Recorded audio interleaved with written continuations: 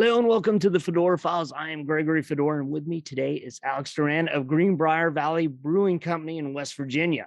Thank you for coming on. Oh, thank you. I'm really excited to have you. Yeah, I'm super excited. Like I actually have I might crack it open. Like they don't know what time we did this. They don't realize it's 6 a.m. and I'm cracking on a beer. They have no idea. No one needs to know. Yeah, exactly. Between you and me. Yeah. So I picked up your Pilsner when I went. Now those people in most of your beers in West Virginia, and you've just started branching out. So right now, where are you located? Like what place? I know Maryland now, but are you branching out to other states right now as well? Yeah, so we have presence in DC and then all of the state of Virginia as well. Nice. In addition to West Virginia, of course. Yeah. So we just got into Maryland a year before COVID hit. We hit the ground running pretty well. Made it all the way to the coasts. And now our distributors picking it back up. And like you said, you're seeing it in a couple different liquor stores. That old Randall is definitely one of my favorites. So all of our beers have a backstory about West Virginia. So we either focus on folklore, history, or heritage. So that one obviously is off of the Hatfield and McCoy feud, or what we like to call the real McCoy. It's a German style Pilsner. It's very good. Thanks. I'm glad you like it. Yeah, it's nice and refreshing. On the other side of that, we have Devil Ants from the Hatfield, and that's our IPA, which is one of our best sellers. It's like 63% of our sales right now. Oh, nice.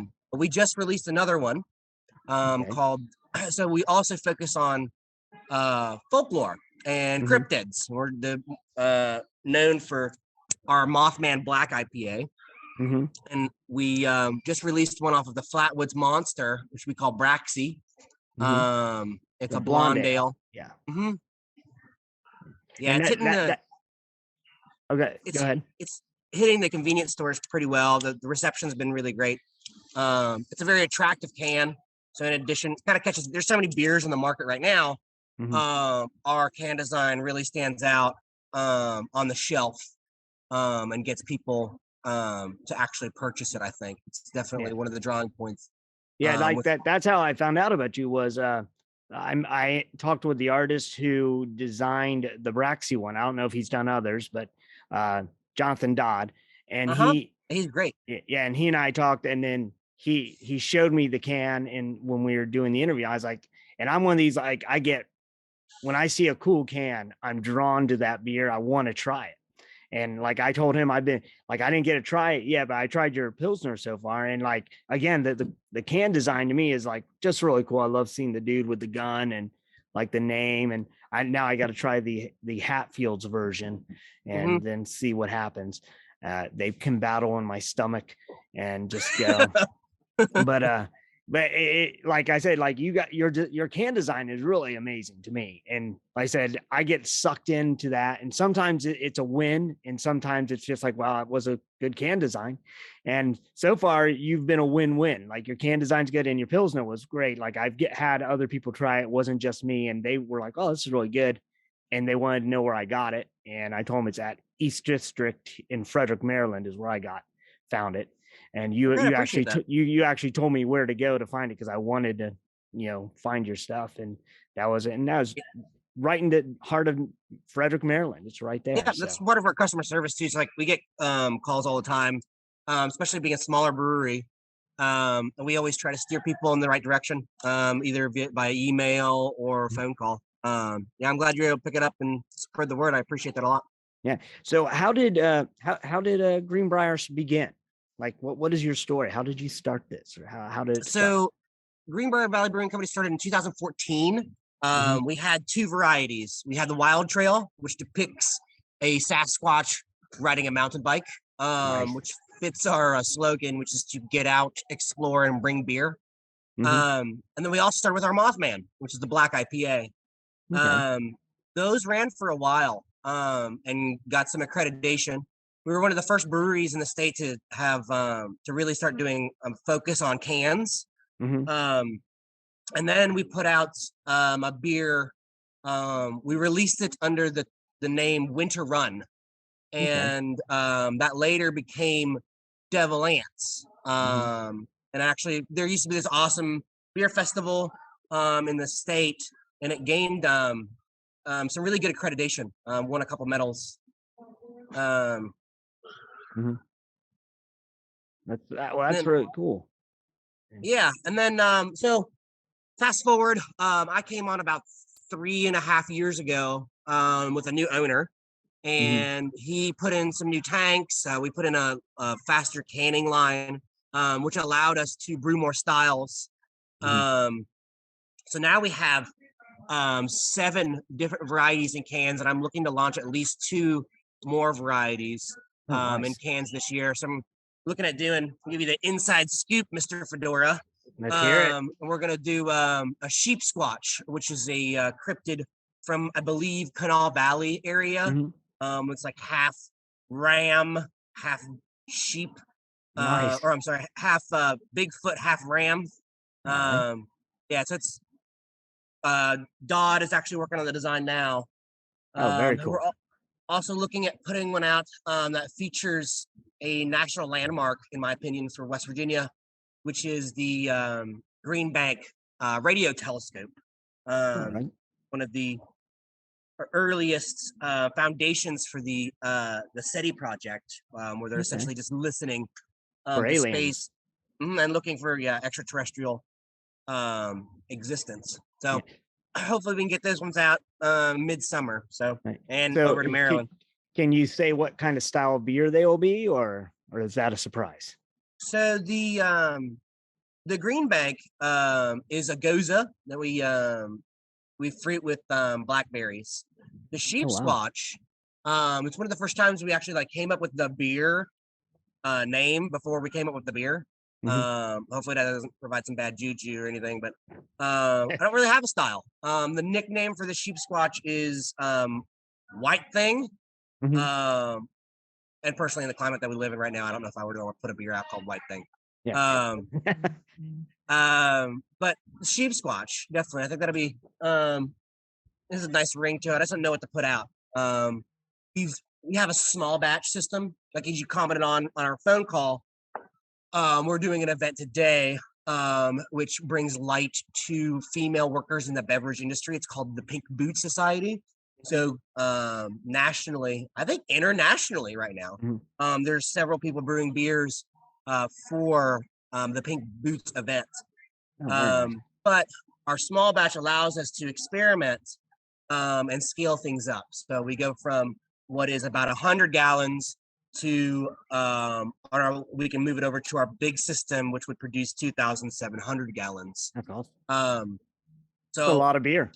Yeah. So we're still kind of experimenting. If you got any suggestions, or you want to ask your listeners what they think this sheep squatch beer should be, I am very, very open to suggestions. I'm a big stout fan, so I don't know if you want to. You're a stout fan? I we actually just released a stout too. Oh, really? Yeah, which is based. We released it for the month of February for Black History Month. We have a legend in West Virginia called John Henry, and he's a steel driving man. Oh yeah, John. Yeah. Yeah, I know he's right down the road. The memorial is right down the road. We are using the funds from that beer to donate to a foundation. We're creating a scholarship, I guess. I tried to find a foundation, but a scholarship for people of color in Greenbrier County. So the proceeds of that beer go towards it. It's a great stout. Unfortunately, I don't have it. Thank you very much. Fortunately, I don't have it in cans just yet, but I'm hoping to by next year. Oh, very cool. Yeah, it's exciting. I love stout. I mean, I love all beer. I talked to you before that I'm one of these, I like to try all of them. Like, I don't think I have a favorite. I like trying all different styles and trying them because they're all unique to me. I wouldn't say I'm a connoisseur. I'm a taster. I just like trying everything. And so, and to me, like, I've never bought the same beer twice. Like, just because I've tried it and I was like, well, I want to try that one. There may have been one or two times I've bought the same beer, but it's like very rarely. And I kind of stay away from the big breweries because to me, they all taste the same like going from Budweiser's, Miller, and Coors. It's like they're, and that's what's interesting. The Like, independent craft beer world, we call them the enemy. Yeah. Well, the thing is, you guys, because you're independent, and you're smaller, you guys are willing to take more risks, and I think your clientele expects it. Like, you kind of like when you go look for an independent beer, an IPA, that you're looking for something to be different than like the big name ones. And I think the big name ones are afraid to take a risk because they're known for, colored watered beer. And and so like they're the people, I mean, not to be mean to those people, but they're not looking for, in my opinion, they're not looking for a taste. They're just looking for, I just want to drink a beer. And they don't want to, I don't think that it's not necessarily something they want to enjoy. Whereas I think with your Pilsner, I enjoyed it. It's like, man, this is a really good Pilsner. And then, so I'm looking forward to trying your others too, because again, I think it's like, I'll taste them and be like, man, I can taste this. I'm looking forward to that one, the blackberry one that you just talked about. Because I like to comment on that. I think there's a lot of people shifting away from bad beer, I guess, if you want to call it that way, or just really, really light corporate beer. And there's been a huge interest. There's tons and tons of breweries opening up. We still haven't reached the number of breweries that we had pre-prohibition. Interesting little history note there. But we're getting closer. And so the independent craft breweries are coming back. And I think, it's something like on average, there's about a brewery in metropolitan areas about 50 miles away from the consumer. So we're getting a lot better presence in the market. And like our, what do you call it, like watered down beer, that is still a style, and it's actually a style that not watered down beer, but like lagers or pilsners are a style that takes a lot of effort to brew that beer. It sits for 30 days in the tank. Versus an ale, which would take about 14 days. So we're seeing a resurgence in that when it comes to independent craft as well. The breweries, independent breweries, taking the time to give consumers kind of that transition over from watered down Budweiser beer. Well, I mean, I guess Budweiser, they're kind of considered a Pilsner-esque type, but again, like your Pilsner's different than theirs. Like yours, you actually, the taste as well as like you kind of feel what you're drinking. As when I've drinking like Budweiser's and stuff, it really like, it just goes down. It's like, all right. And I don't like savor it. So so that there's a difference in my mind. I don't know. Like those were when I was in college and I couldn't afford something better. Kind of like Jägermeister, and now Jägermeister might sue me. Like when I was in college, I could afford the 50 cent to $1 Jägermeister shot. When I got a job, I was like, I don't have to do those anymore. I can do a better shot. And so as I got older, I was like, I want to try something that has a flavor more. And then, you guys, and that's what's very cool about the independent brewing and yours. I'm excited to try more of yours as more get in my area. I'm going to definitely keep going because I want to try. Yeah, we have a big push for the Maryland area. Our distributor is Backup Beverage, and they do a great job. And they've been excited. We had to pull back and out of Maryland during COVID, and they've been excited to bring us back. So it's a really great partnership that we have with them. They're trying to introduce it from the west part of the state over. It's contiguous. And then eventually, get back to the coast. And then hopefully after Maryland, we'd be able to move up north and continue. Infiltrate Ohio and Pennsylvania. Yeah, I'm really afraid of Ohio because there's a really huge population. And I don't think, I mean, you're from Ohio. That's just a bunch of drunks over there. And I don't think that we'll be able to supply enough beer without an expansion. But I mean, no, there's honestly though, there's a lot of breweries there. That could be a sink or swim kind of moment, I think, going into Ohio. We've looked at Pennsylvania. Slowly. Yeah, we've looked at Pennsylvania. It's they have a 4. So normally you have a 3-tier system where the brewery sells it to the distributor and then sells it to the retailer, so the government can get as much taxes as possible. But in Pennsylvania, you have a 4-tier system, and there's somebody else in there. I don't know, a bookie or something, but there's another person that gets a cut before it gets to the account.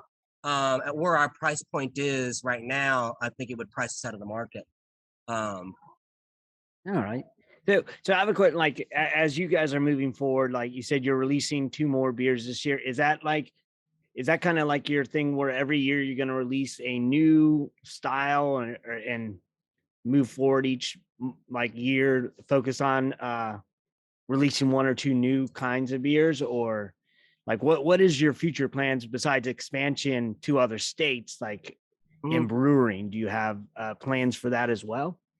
Yeah, so it's a really good question. So we a lot of our model is based off of our flagships. We have 6 flagships. One of them kind of rotates seasonally, but to be relevant, and we've stuck by that for years.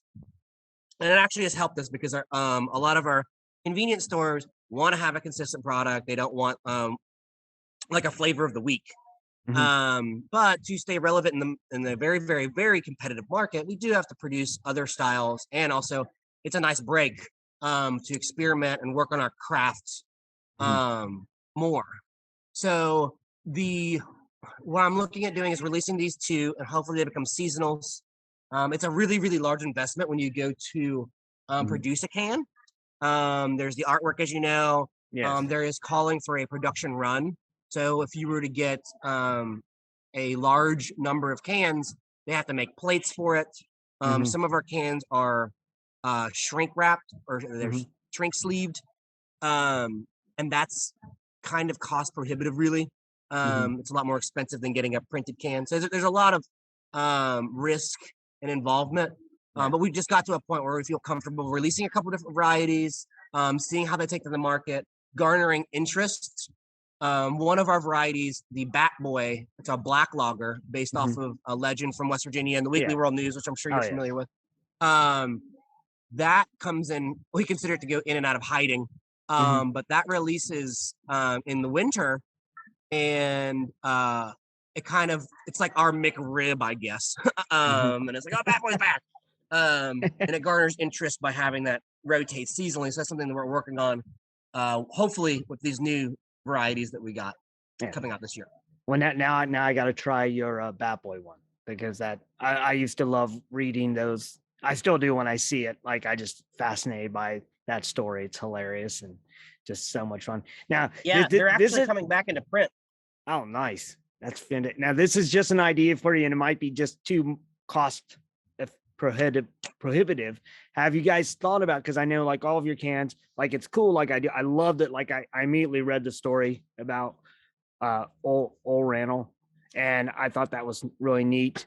But have you thought about like making a beer specific to the state, like in Maryland making like the Snallygaster or beer, or in Pennsylvania, I don't know who they have the Hexwolf, like something that's distinctively for their folklore, and being like, oh, here's the Snallygaster lager or whatever. And then I don't know. Yeah, so I looked at the Snallygaster, and another brewery in the state beat me to it. And it's a great beer. They're distributed in Maryland too. There's also one that I was looking at. What is it? The Goat Man. There's Goat Man.